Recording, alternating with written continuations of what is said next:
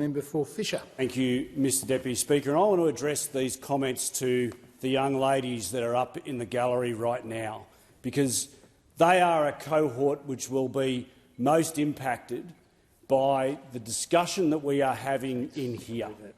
And those members opposite, and the minister in particular, should hang their heads in shame. Mr Deputy Speaker, you named this report called Protecting the Age of Innocence. That was your name, and very well appropriately named as well. You made some great contributions on that committee. Some great contributions on that committee.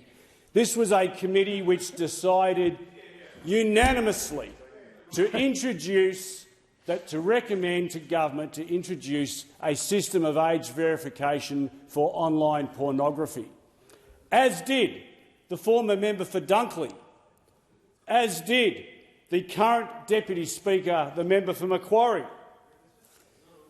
Labor members of the committee recommended that government introduce age verification for online pornography because, Mr Deputy Speaker, you heard what I heard. You heard what I heard. We heard innumerable instances and occasions of young women being assaulted by young men because of what they saw online through online pornography. You can't go into a newsagent's and buy pornography when you are under 18. So why should you be able to access pornography when you are under 18 on the internet? All we were asking is that the real world replicates the online world. Mr Deputy Speaker, you heard what I heard. You heard evidence of young women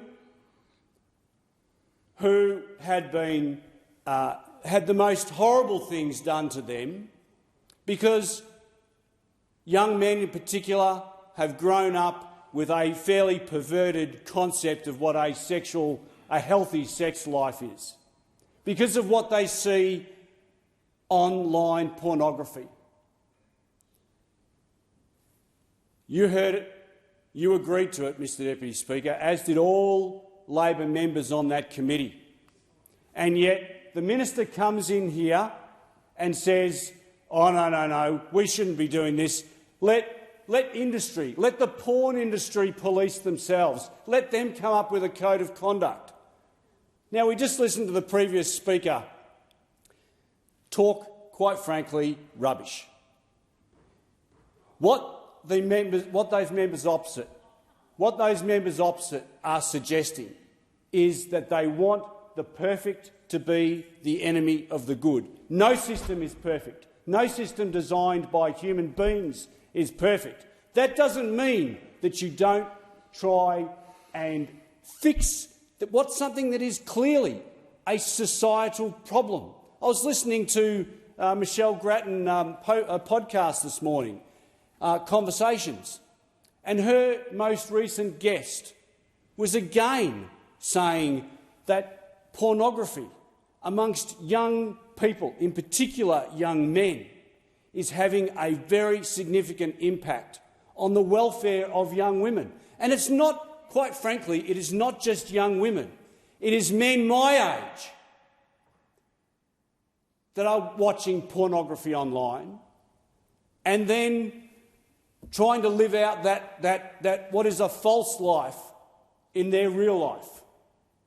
And it is having significant impacts on women, domestic violence rates, on sexual assault rates.